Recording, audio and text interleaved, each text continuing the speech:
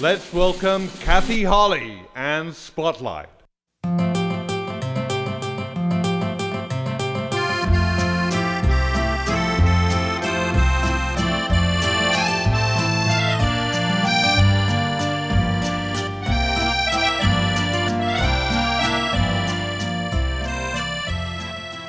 Well, hello, everybody. Welcome to the show. Tonight's show, I am featuring the legendary Leo Rosales of Momotombo. That's good. The band. And you began your career with Malo, and you've even been a guest player with Santana. You have such an interesting career. It's just wonderful having you on the show, Thank you. Leo. It's a Now pleasure tell to be me, here. well, thank you. Where are you from originally? Originally from San Francisco, but my family came from Central America, from Nicaragua, back in like the late 40s. And But did I you was born- study music in San Francisco? Is that where did you train? Well, actually, I was learned just by listening and by attempting to play and listening to records and finding what was the most interesting that appealed to me. And rhythm and drums was where my attention went to. So I kind of learned on the street and learned on my own. And I had an uncle who played with Cal Jader back in the day. So I inherited some of his instruments. And at that time when I got my hands on those, I already had been playing drums and timbales. Yeah, the timbales came later. I first started out on the drums. And the timbales came when I heard Santana for the first time and I saw Chepito Areas playing them. And then when we started imitating what they were doing, I just happened to have a set. So that was perfect That's timing. great. That was perfect timing. So your passion became drums and timbales Right. eventually. Yes. And you started when you were 17 or 18? Oh no, I started professionally? playing when I was like 6, 7 years old. Did you come from a large family? No, I had just my dad, my mom, and twin sisters. Oh, twins. So, but the family that came from Central America was very big, and we you lived had- on the yeah. same street. So, father's family was down here, my mom's family's up here, and Got many together. children. So, got together. Music, which Absolutely. keeps everybody. Oh, it's wonderful. Yeah. Great energy. Yeah, that was And- part of the daily living. I mean, there was music on the radio all the time. Well- My father was a radio announcer, so the radio was always what a on. Wonderful introduction Yeah. to the whole business, really. Right. And I happen to have a clip of the first group that you were part of was Malo. Right, Now, that was just the first- tell us briefly how you got into Malo. Well, there you are, Briefly, 18. I'm at Balboa High School, and I'm about 16, 17 years old, and we're going to this club in the city on Silver and San Bruno called the Nightlife. Oh, I and there's a group in there playing that is called the Malibus. So we used to go there when we were kids. We'd get like fake IDs and get into this club, and a friend of mine would bring me up to the stage, and they would invite me to play. So I found that was kind of a cool thing to do because I was able to, play with different musicians, and the level of music was a little higher.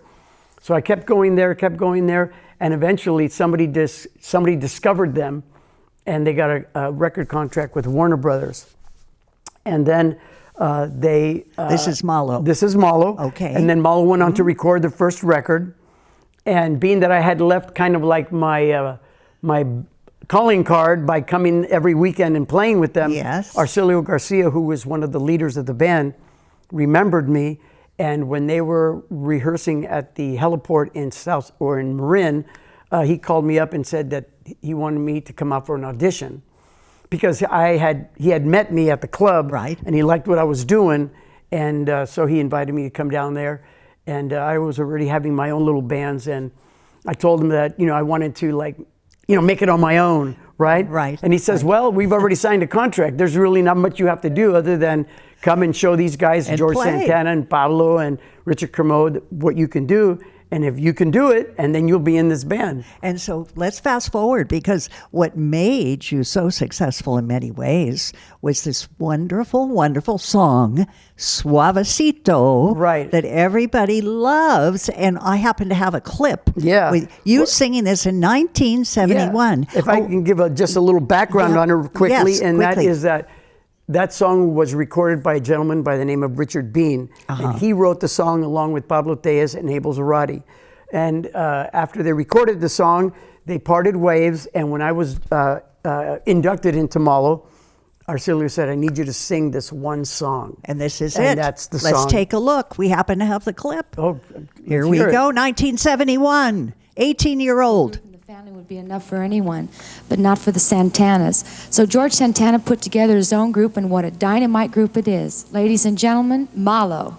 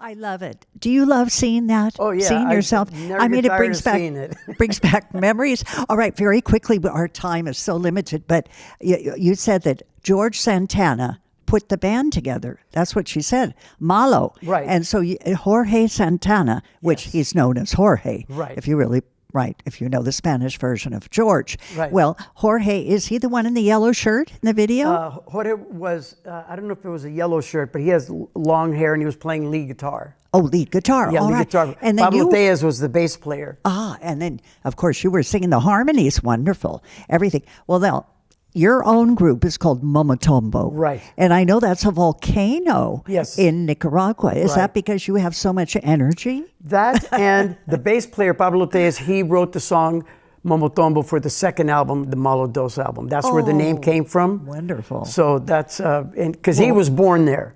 He was born in Central America, so he had deep roots there. So we have to mention that. If people are interested in any of your music, an album as such, they go to your website, correct? Right. And then you can, from there you can take it. Let's see another clip now. Fast forward, you decided to get your own group together. Like almost 50 years later. 50 years later. Because Malo continued on. It did. For 4 albums. And they started, winding down in around, I think, 76. Mm-hmm. And then there was a hybrid of the Malo band that went on for some years when Arcelio was still with us.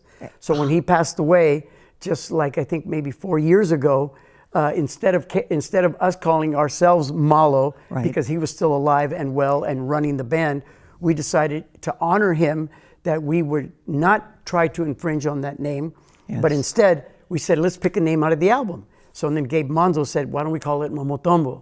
So that's what we did, and that's how we came up with the name and the concept. And it's to pay tribute to the legendary Latin rock music that Malo put together all those years. Yes, and it really, it made a dent in the music. Not just that, I mean, it exploded, really, because Santana also played with that style. Exactly. And so you influenced all of that Latin rock that is now so popular today. Well, fast forward again to your group today, Momotombo. We happen to have a clip which covers a little bit, a few of the gigs you have. Right. Let's take a look, because you get a picture of what it sounds like and the energy. Yes.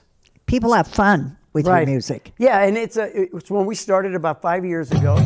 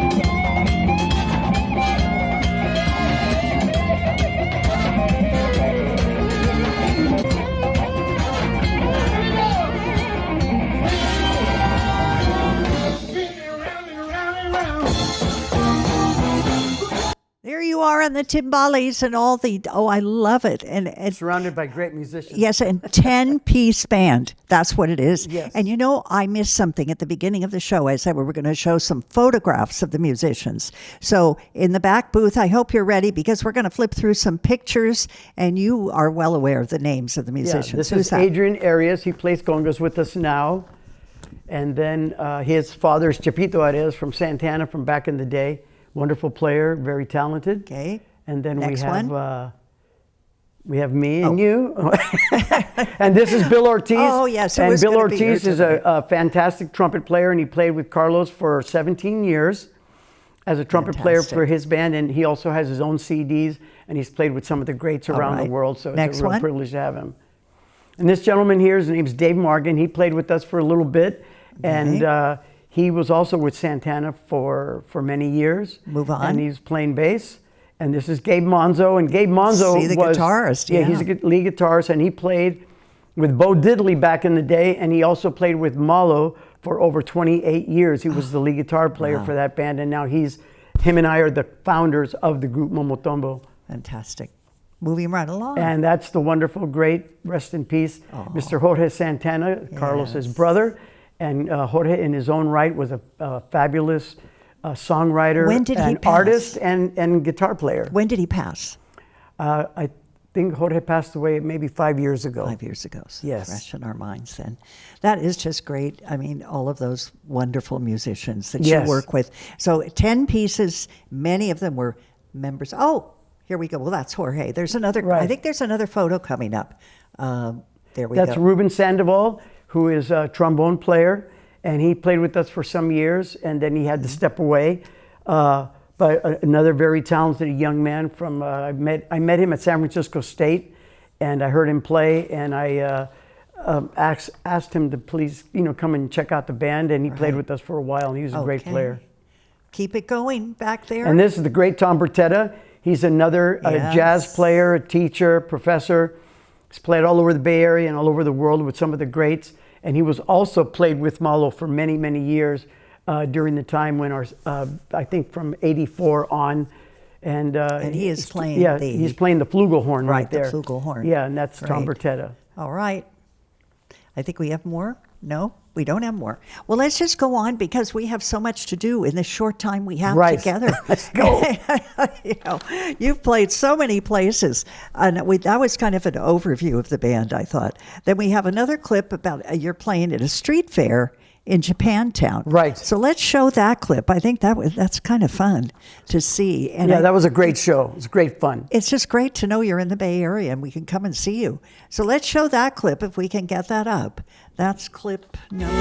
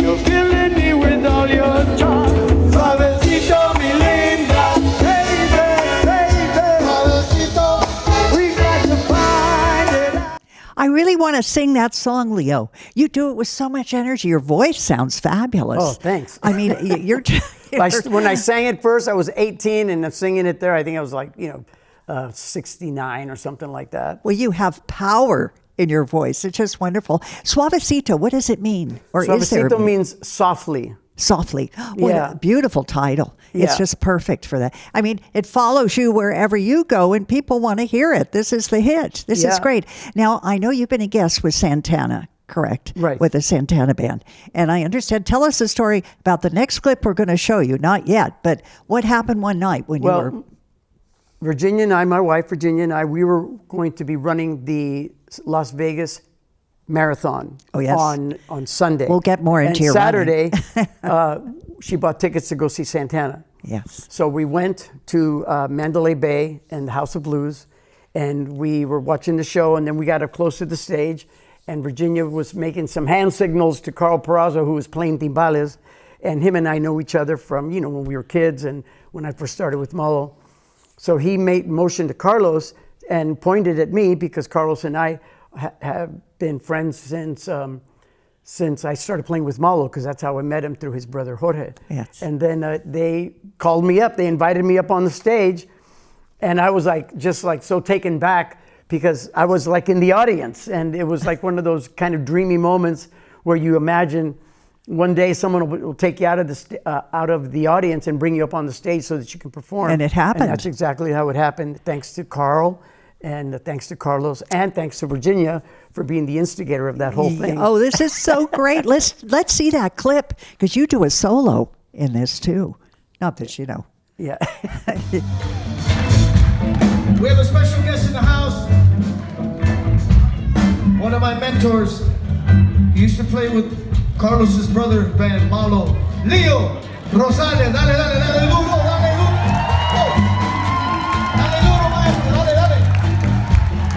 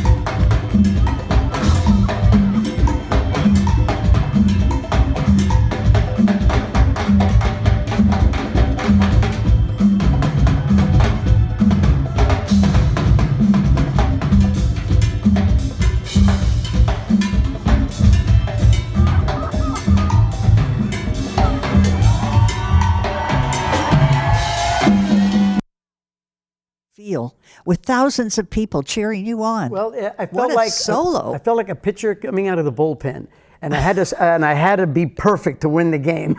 Exactly. Oh, so it's a it was great very solo. very thrilling, And it's- I had to step up to the plate and just dig deep for the ability that I knew that I had, and instead Yes. of being nervous and being apprehensive, I just jumped in that river and flowed down. It's just wonderful. And so you were a guest Yes. many other times, of course, not just this one time. Right. So I just have to get into one little area of your life here. You did say that you have one particular, in your career, you were probably subjected to being offered drugs, Right. of course. Oh, yeah, of course. And That was- that era, that was part of the deal. That was part of the deal, and this is really something that it affected you, apparently. Yes. To the point where you Right. were able to recover. Yeah, Go I'm very through proud of my recovery. recovery, but for many years, and even before I played with Malo, when I was young, and we were part of the Summer of Love and the hippies and Haight-Ashbury and all that. Yes. We started experimenting. I started experimenting at a young age, with substance, and it grew into a problem. And then when I got into Malo, I thought that would be, a place where I could just shed that and let that go and become very serious about my ability to play and learn from other great musicians that I was having the wonderful opportunity of rubbing shoulders with, you know. And unfortunately, I had that addictive gene inside of me that the drugs became more important than the music and then the performing. And before I knew it, that's where my thoughts and my intentions were. And it kind of took me out of the scene because once I succumbed to it, I scared myself into knowing, I said, you know what, I'm going to have to back out of this momentarily to get my life back in order. And you did. Yeah, it took me 20 years, but I got there. Congratulations. And I have been, on, as I like to say, on the other side of sobriety, the 20 years that were, unmanageability. Right. I've had 21 years of manageability. And then you also give talks on this, I understand, at different schools. Now, the other part of your life is so interesting. You run marathons. Yes. I mean, this is, and marathons take energy. Yeah, that's a gift of recovery. I've been running now for 21 years. And how do you do it? Well, it started out with a 5K and very apprehensive. You're running 3.1 miles, and I thought that was like a major accomplishment. And then I signed up for the Beta Breakers, and that was 7.5 miles.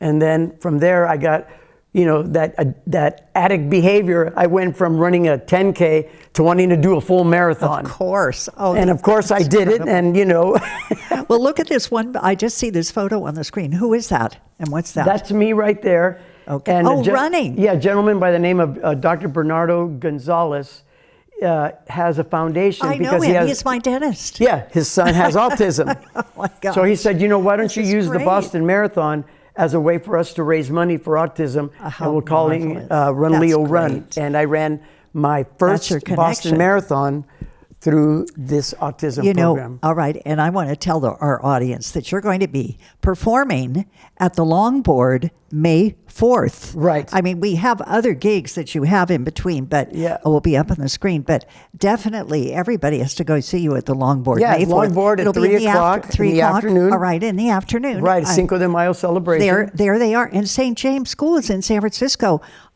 because the church I go to, that's going to be 100-year gala celebration. Yes, that's what it's for. And it's a wonderful school. Oh, this is great that you're playing for their big fundraiser. I think that's fantastic. So again, Rock the Dock in Redwood City, and I see the Seahorses in Sausalito. Yeah, that's my birthday celebration. Well. Oh, happy birthday! And that'll be March 8th. And that should be great because we're celebrating 4 birthdays that day. And then I have a band a trio that we used to play together called Guitarras y Congas. And we're going to open up the show with a flamenco style, flamenco Gypsy King style music. Ooh, I love that kind of music. Yeah, 2 acoustic guitars and percussion. And congas, of course. Right. You're going to have congas, and then you on and the then we'll do a show for that particular segment. It'll just be congas and the 2 acoustic guitars. We play like Gypsy music. Yeah, kind of Gypsy King style. Because, I go to Mexico, to San Miguel de Allende, and there is a lot of that style of music. I mean, and you can do that too, of course. So, and then we'll open the show with that, and then Momotombo will play. So we'll close the show. All right. I hope everyone's listening out there. And the good thing about that particular Sausalito, at the Seahorse, it's a restaurant. Right, it's a dinner house. So it's like a dinner show. And you can order something. You can, eat, drink, and be merry and listen to the music. And you can dance. So I would encourage people, if they want to go, to make reservations now because it should be pretty busy that night. Did you hear that, everybody? I hope they're listening out there because that's important.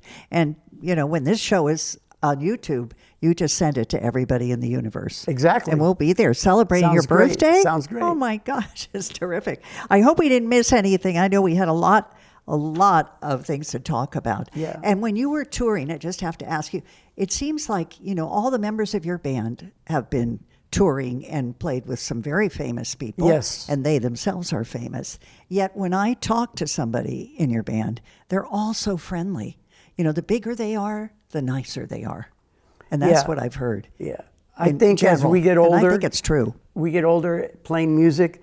We're just so grateful to still be here doing it. And you're very approachable. Yeah, Leo. we love to play. You were singing at the Fog Fest here in Pacifica when I met you. Right. And that was such a treat because I've tried to get in there like 3-4 years, but either I'm too late or they already got the show set up. And this time was really a real pleasure to be able to do that. Well, it was just great. It was so exciting. The music is energetic. It's exciting. It's wonderful. And it's part of our culture, the Latin jazz and Latin everything. jazz, Latin rock, Afro-Cuban, all It's those all those elements. mixtures. Oh yeah, it's a delicious dish of music. Did you hear that, everybody? A delicious dish, and you won't get fat. No, because, you'll burn there's- calories you're dancing gonna on the burn dance floor. calories. You know what I mean?